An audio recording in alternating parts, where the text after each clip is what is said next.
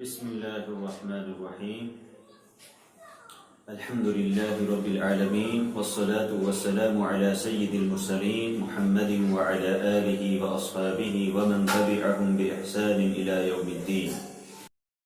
أما بعد، قال الله تبارك وتعالى في كلامه المجيد: أعوذ بالله من الشيطان الرجيم.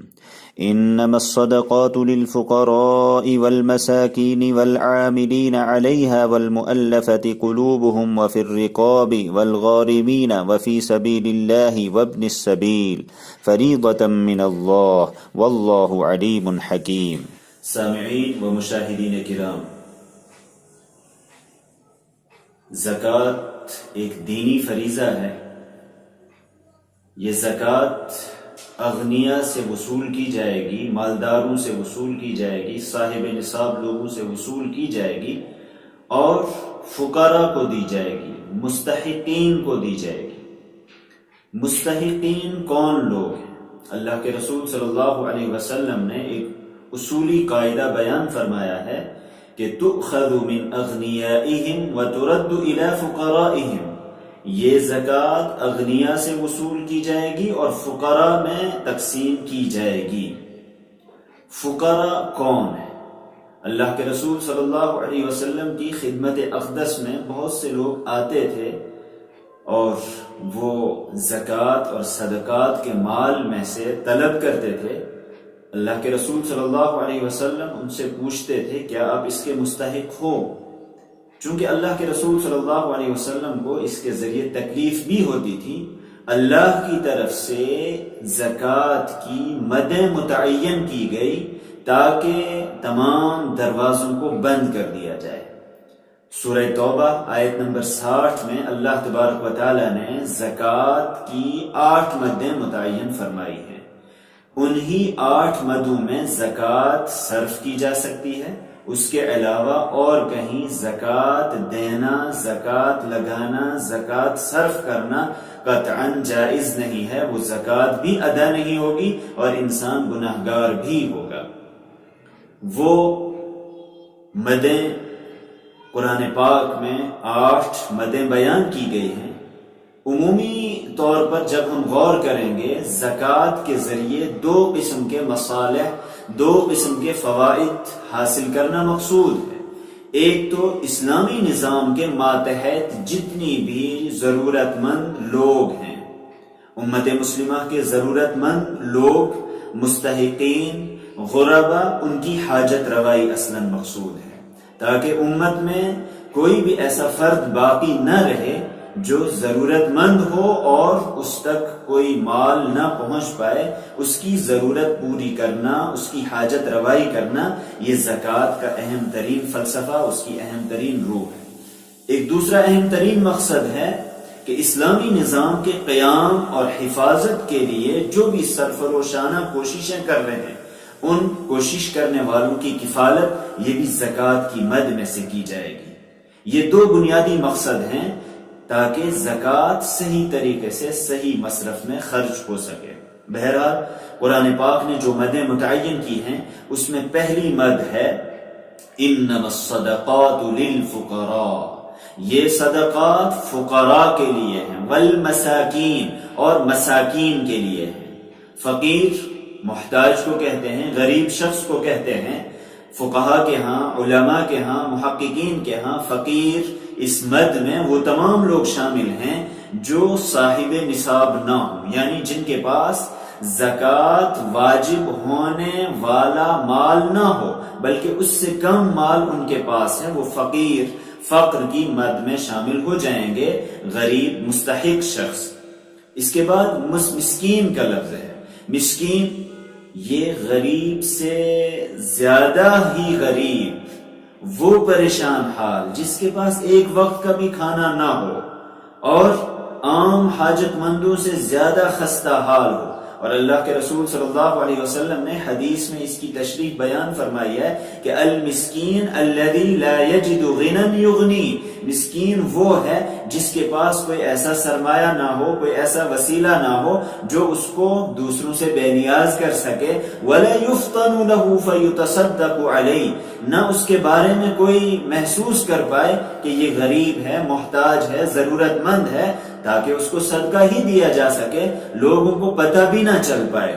اسی طرح سے وَلَا يَقُومُ فَيَسْأَلُ النَّاسِ، یہ اٹھ کر لوگوں سے سوال بھی نہیں کرے، بلکہ یہ اپنی جگہ بیٹھا ہوا ہو اور یہ غیرت کی وجہ سے، حمیت کی وجہ سے، اپنی عزت نفس کی وجہ سے اپنی جگہ بیٹھا رہے، یہ مسکین کہلاتا ہے. بہرحال فقراء اور مساکین، اس میں وہ تمام ضرورت مند لوگ ہیں جو اپنی محنت و کوشش سے اپنی روزی کمانے کی صلاحیت نہیں رکھتے ہیں، جن کے پاس صلاحیت ہی نہیں ہے، یعنی وہ بوڑھے ہیں، بیمار ہیں، نابینا ہیں، لولے، لنگڑے، مفلوج، معذور، اس طرح کے جتنے بھی لوگ ہیں وہ فقراء اور مساکین میں داخل ہوں گے. یا وہ محنت تو کر سکتے ہوں، ان کے پاس صلاحیت تو ہے، لیکن وہ دین و ملت کی ایسی خدمت انجام دے رہے ہیں کہ اپنی روزی کمانے کے لیے ان کے پاس فرصت نہیں. جیسے کہ مبلغین ہیں، معلمین ہیں، بالغ طالب علم ہیں، وہ سب اس مد میں شامل ہو سکتے ہیں. قرآن پاک نے کہا ہے لِلْفُقَرَاءِ الَّذِينَ اُحْصِرُوا فِي سَبِيلِ اللَّهِ لَا يَسْتَطِيعُونَ ضَرْبًا فِي الْأَرْضِ، ان فقراء کے لیے، ان محتاجوں کے لیے یہ زکوٰۃ ہے، صدقات ہیں. الذین احصروا فی سبیل اللہ، جو اللہ کے راستے میں محصور ہو چکے ہیں، بند گئے ہیں، وہ اب اپنی روزی کما نہیں پاتے ہیں. ان کے لا یستطیعون ضربا فی الارض، یہ زمین میں چل پھر نہیں سکتے ہیں، یہ زمین میں اپنی کمائی کے لیے کوشش نہیں کر پاتے ہیں، ان کے لیے صدقات ہیں. جیسے کہ اہل صفہ تھے، اللہ کے رسول صلی اللہ علیہ وسلم کے دور میں صفہ نبوی پر کچھ لوگ صحابہ کرام بیٹھے ہوتے تھے، ان پر صدقات تقسیم کیے جاتے تھے، ان کو اس مد میں سے دیا جا سکتا تھا. بہرحال فقراء اور مساکین یہ پہلی دو مدیں ہیں. اس کے بعد تیسری مد ہے والعاملین علیہا، زکوٰۃ وصول کرنے والے، محصلین زکوٰۃ، محصلین صدقات، ان کو بھی اس مد میں سے دیا جا سکتا ہے. لیکن ایک فرق ضروری ہے، ان کو بطور زکوٰۃ نہیں دیا جائے گا بلکہ بطور اجرت دیا جائے گا.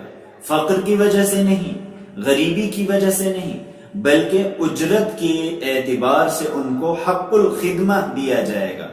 اور اجرت کا ایک لازمی اصول یہ ہے، بنیادی اصول یہ ہے کہ اجرت وہ طے ہوا کرتی ہے، پہلے سے طے شدہ اجرت، اسی کو اجرت کہا جاتا ہے. لہٰذا جو بھی عاملین ہیں ان کی تنخواہیں مقرر کی جانی چاہیے، پہلے سے طے ہونا چاہیے. رہا مسئلہ کمیشن والا جو بہت جگہ رائج ہے، قطعاً اس کی علماء نے، فقہاء نے اجازت نہیں دی ہے. کمیشن کی بیس پر ان کو یہ زکوٰۃ کی مد میں سے نہیں دیا جا سکتا ہے. اور پھر بہت سے لوگ یہ کرتے ہیں کہ کمیشن خود رکھ لیتے ہیں، اس کو اصل مستحقین تک پہنچاتے بھی نہیں ہیں. تو بہرحال اجرت کے طور پر ان کو ایک متعینہ مقدار دی جائے گی، اور وہ متعینہ مقدار اتنی زیادہ نہ ہو کہ زکوٰۃ کا سب مال اسی میں ہڑپ ہو جائے، ختم ہو جائے. یہ قطعاً جائز نہیں ہے. یہ اصلاً اسلامی نظام، اسلامی حکومت کے ماتحت جب بیت المال کا نظام تھا، اس وقت عاملین اور محصلین صدقات کے لیے یہ زکوٰۃ کی مد میں سے متعین کیا گیا تھا. اور اصلاً تو یہی ہونا چاہیے کہ اسلامی نظام کے تحت بیت المال کے لیے جو بھی لوگ کوشش کر رہے ہیں ان کے لیے اس مد میں سے دیا جائے. لیکن جہاں اسلامی نظام نہ ہو، اسلامی حکومت نہ ہو، وہاں بیت المال کی جو بھی شکل بنتی ہو، وہاں اس طریقے سے زکوٰۃ وصول کرنے والوں کے لیے اس میں سے عاملین علیہا کی مد کے طور پر کچھ نہ کچھ خرچ کیا جا سکتا ہے. یہ ایک اہم ترین مد ہے. اس کے بعد چوتھی مد ہے والمؤلفۃ قلوبہم، وہ لوگ جن کی تالیف قلب مقصود ہے، جن کی دلجوئی مقصود ہے. وہ کون لوگ ہیں؟ یہ وہ لوگ جو نو مسلم ہیں، جو اسلام میں داخل ہو چکے ہیں، یا ابھی اسلام میں داخل تو نہیں ہوئے ہیں لیکن اسلام میں داخل ہونے کے لیے اگر ان کو مالی فائدہ پہنچایا جائے، ان کا تعاون کیا جائے، وہ قریب ہو سکتے ہیں، وہ اسلام میں داخل ہو سکتے ہیں، تو ان پر خرچ کیا جا سکتا ہے۔ اور مؤلفت قلوبہم، حضرت عمر بن خطاب رضی اللہ تعالیٰ عنہ کے دور حکومت میں چونکہ اسلام غالب ہو چکا تھا، ہر طرف اسلام ہی اسلام تھا، اب اسلام کو کسی بھی شخص کی اس اعتبار سے ضرورت نہیں تھی کہ ان کو قریب کر کے اسلام کو فائدہ پہنچایا جا سکے، اس لیے حضرت عمر رضی اللہ تعالیٰ عنہ نے صحابہ کرام کی مشاورت سے یہ طے کیا کہ اب یہ مد چونکہ اس کی ضرورت نہیں، اس کو ختم کر دیا جائے۔ لیکن حالات اگر ایسے ہیں جہاں تالیف قلب کی ضرورت ہے، وہاں المؤلفت قلوبہم والی مد برقرار رہے گی، اور خاص طور پر موجودہ دور میں جو نو مسلم حضرات ہیں، جو اسلام قبول کرتے ہیں، جو بے یار و مددگار ہوتے ہیں، جو اپنی سوسائٹی سے کٹ کر آتے ہیں، اگر مسلمان بھی ان کو نہیں اپنائیں گے، اگر مسلمان بھی ان کی مدد نہیں کریں گے، ان کو بے یار و مددگار چھوڑیں گے، یہ باعث گناہ تو ہے ہی، لیکن اس کے ساتھ ساتھ ان کے لیے بہت ہی بڑی خرابی کا ذریعہ بھی ہو سکتا ہے، کیونکہ وہ کچھ وقت تک تو اپنے جذبے کے تحت مسلمان رہ سکتے ہیں، لیکن بعد میں جب وہ دیکھیں گے کہ یہاں ہمارا کوئی پرسان حال نہیں، تو ہو سکتا ہے وہ پھر اپنی سابقہ روش اختیار کریں۔ اس لیے نو مسلموں پر خرچ کرنا یہ ترجیحی بنیادوں پر ہونا چاہیے، ترجیحی بنیادوں پر ان کے لیے زکوٰۃ کی یہ مد استعمال کی جانی چاہیے۔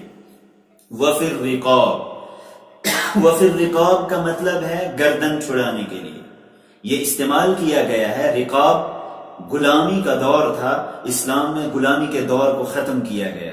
جب غلامی کے دور کو ختم کرنے کے لیے مختلف کوششیں کی گئی، زکوٰۃ کی مد میں سے غلاموں کو دیا جاتا تھا تاکہ وہ اپنے مالک کو کچھ مال دے کر اپنے آپ کو آزاد کرا لیں۔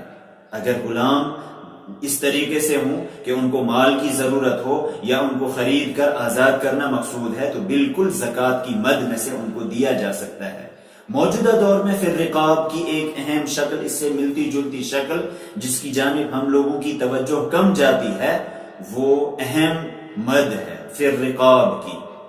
جو بے گناہ جیلوں میں مقید ہے، جو ایسے ہی بغیر کسی چیز کے، بغیر کسی گناہ کے جیلوں میں مقید کر دیے گئے، ان کے کیسز ہیں، ان کی اولاد، ان کے گھر والوں، ان کے اہل خانہ کی کفالت کا مسئلہ ہے، اسی طرح سے ان کو وہاں سے رہائی دلانے کا مسئلہ ہے، پھر رقاب کی مد میں وہ بھی داخل ہے، ان کی گردن کو چھڑانا، ان کو آزاد کرانا، اور یہ زکوٰۃ کی اہم ترین مد ہے۔ جیل میں جو بے گناہ قیدی ہیں ان پر یہ خرچ کیا جا سکتا ہے۔ ہاں، وہ جو سنگین جرائم پیشہ لوگ ہیں ان کو زکوٰۃ کی مد میں سے نہیں دیا جا سکتا ہے۔ جو جرائم کا ارتکاب کرتے ہوں ان کے لیے تو سزا ہے، ان کو سزاً جیلوں میں رکھنا چاہیے تاکہ وہ عبرت حاصل کر سکیں اور وہ توبہ کر سکیں۔ بہرحال فی الرقاب کی مد یہ آج بھی موجود ہے اور اس میں خرچ کیا جانا چاہیے۔ اس کے بعد ہے والغارمین، جو قرض دار لوگ ہیں۔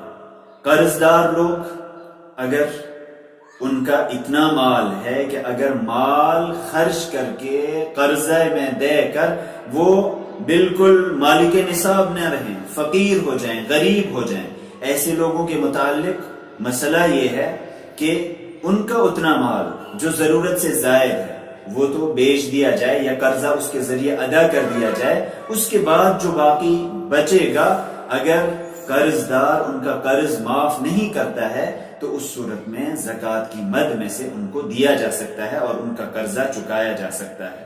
اسی طرح سے جو کسی بھی طریقے سے قرضے میں پھنس گئے ہوں، اب ان کا قرضہ زکوٰۃ کی مد میں سے ادا کیا جا سکتا ہے۔ ہاں، اگر کوئی قرض لیتا ہے، اس کے ذریعے اس کا مقصد صرف عیاشی کرنا ہے اور صرف بیجا ضرورت پوری کرنا ہے، تو اس صورت میں اس کو اس زکوٰۃ کی مد میں سے نہیں دیا جا سکتا ہے۔ جو گناہ کے کام کر رہے ہیں، مثلا لون لیتے ہیں، سودی کاروبار کرتے ہیں، اس طریقے سے وہ قرض لیتے ہیں، ایسے لوگوں کو زکوٰۃ کی مد میں سے نہیں دیا جا سکتا ہے۔ بہرحال شریعت نے قرض دار کے قرضے کی ادائیگی کے لیے بھی زکوٰۃ کی مد متعین کی گئی ہے۔ اس کے بعد ایک اہم مد ہے 7ویں مد فی سبیل اللہ، اللہ کے راستے میں۔ اللہ کے راستے میں یہ عمومی لفظ ہے، دین کی سربلندی کے لیے، دین کو قائم کرنے کے لیے، اس کو نافذ کرنے کے لیے جو بھی کوشش کر رہے ہیں، جو اپنی جان کی بازی لگا رہے ہیں۔ اصلاً فقہا کے ہاں، علماء کے ہاں فی سبیل اللہ میں وہی لوگ داخل ہیں جو دین کی سربلندی کے لیے اپنی جان کی بازی لگا رہے ہیں، وہ زکوٰۃ کے سب سے زیادہ مستحق ہیں۔ زکوٰۃ کی مد میں سے انہی پر خرچ کیا جانا چاہیے، لیکن اس کے ساتھ ساتھ دین کی سربلندی کے جتنے بھی کام ہیں وہ بھی زکوٰۃ کی مد میں سے ادا کیے جا سکتے ہیں۔ ان کے لیے زکوٰۃ کا مصرف یہ اہم ترین مصرف ہے۔ لیکن اس سلسلے میں ایک اہم بات ہمیں یاد رکھنی ہے کہ اگر ایسی شکل بنتی ہو جس کے ذریعے ہم کسی کو مالک بھی بنا دیں، وہ زیادہ بہتر ہے، تاکہ ملکیت کا حق بھی ادا ہو جائے، کسی کو تملیک بھی ہو جائے، کسی کو مالک بھی بنا دیا جائے، اور فی سبیل اللہ کی مد بھی اس میں شامل ہو جائے۔ اس کے بعد آخری مد ہے ابن السبیل۔ ابن السبیل کا مطلب ہے مسافر، جو درماندہ مسافر ہے۔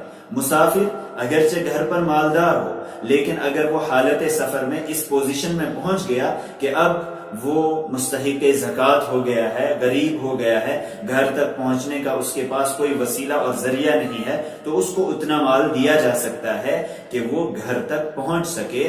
مسافر کی خدمت کرنا، مسافر کا خیال کرنا شریعت کی یہ اہم ترین مد ہے۔ بہرحال یہ 8 مدیں ہیں جن پر زکوٰۃ خرچ کی جا سکتی ہے۔ ان کے علاوہ اور کہیں زکوٰۃ ادا کرنا جائز نہیں، درست نہیں۔ صرف یہی مدیں قرآن پاک نے متعین کی ہیں، اور انما کے ذریعے حصر اور محدود کر دیا ہے۔ انما الصدقات، صدقات، زکوٰۃ تو بس انہی لوگوں کے لیے ہیں۔ اس لیے بیجا صرف کرنا اور غیر ضروری کاموں میں صرف کرنا، ان مدوں کے علاوہ اور کہیں صرف کرنا، یہ قطعاً جائز نہیں ہے۔ اب کون سے لوگ ہیں جن کے لیے زکوٰۃ لینا جائز نہیں ہے؟ سرسری طور پر اس کا جائزہ لیتے ہیں۔ ایک وہ شخص جو صاحب نصاب ہے، جس کے پاس اتنا مال ہے کہ وہ خود زکوٰۃ دینے والا ہے، تو ایسے شخص کے لیے زکوٰۃ لینا قطعاً جائز نہیں، حرام ہے۔ دوسرے نمبر پر نبی صلی اللہ علیہ وسلم کا خاندان، سید یا بنو ہاشم، ان کے موالی، ان کے لیے بھی زکوٰۃ کا مال لینا جائز نہیں ہے۔ حضور صلی اللہ علیہ وسلم نے اس کو ممنوع قرار دیا ہے۔ تیسرے نمبر پر اصول اور فروع۔ اصول اور فروع کا مطلب ہے اصول جو جہاں سے نسل چل رہی ہے انسان کی، باپ، دادا، پردادا، نانا، نانی، اسی طریقے سے اصول میں جو بھی لوگ آتے ہیں اوپر تک، جہاں تک بھی آپ چلے جائیں گے آپ ان کو زکوٰۃ نہیں دے سکتے ہیں۔ فروع کو بھی زکوٰۃ نہیں دے سکتے ہیں۔ فروع کا مطلب ہے آپ کی اولاد، آپ کی نسل، بیٹا، بیٹی، پوتا، پوتی، اسی طریقے سے آگے یہ سلسلہ جہاں تک جائے گا ان کو بھی آپ زکوٰۃ نہیں دے سکتے ہیں۔ بیوی شوہر کو نہیں دے سکتی ہے، شوہر بیوی کو نہیں دے سکتا ہے، یہ بھی ایک دوسرے کو نہیں دے سکتے۔ ہاں کچھ لوگ یہ کہتے ہیں کہ بیوی شوہر کو دے سکتی ہے، کچھ لوگوں کے ہاں اس کی گنجائش ہے، لیکن شوہر بیوی کو نہیں دے سکتا ہے، کیونکہ وہ شوہر بذات خود اس کا کفیل ہے، اس کا ذمہ دار ہے، وہ اس پر خرچ کرے گا۔ ضروری کیا ہے کہ زکوٰۃ کی مد ہی میں سے وہ اس پر خرچ کرے۔ اس کے بعد کافر، غیر مسلم، اس پر بھی زکوٰۃ کی مد میں سے خرچ نہیں کیا جا سکتا۔ ہاں اس سے وہ مستثنا ہے جس کی تالیف قلب مقصود ہے، جس کو قریب کرنا مقصود ہے، اس پر خرچ کیا جا سکتا ہے۔ عام غیر مسلموں پر زکوٰۃ کی مد میں سے خرچ نہیں کیا جا سکتا ہے، چاہے وہ کتنے ہی غریب ہوں، ان کی دوسری مدوں سے امداد کی جا سکتی ہے۔ اسی طرح سے اگر کوئی مالدار شخص ہے، اس کی نابالغ اولاد ہے، نابالغ اولاد، اس پر بھی زکوٰۃ کی مد میں سے خرچ نہیں کیا جا سکتا ہے، کیونکہ مالدار شخص ہے تو وہ خود اپنی نابالغ اولاد کی کفالت کرے گا۔ ہاں اگر بالغ اولاد ہے، وہ اس سے الگ ہیں، تو اس صورت میں ان پر خرچ کیا جا سکتا ہے۔ اسی طرح سے مسجد اور اس سے متعلق جتنی بھی چیزیں ہیں ان پر بھی زکوٰۃ کی مد میں سے خرچ نہیں کیا جا سکتا ہے۔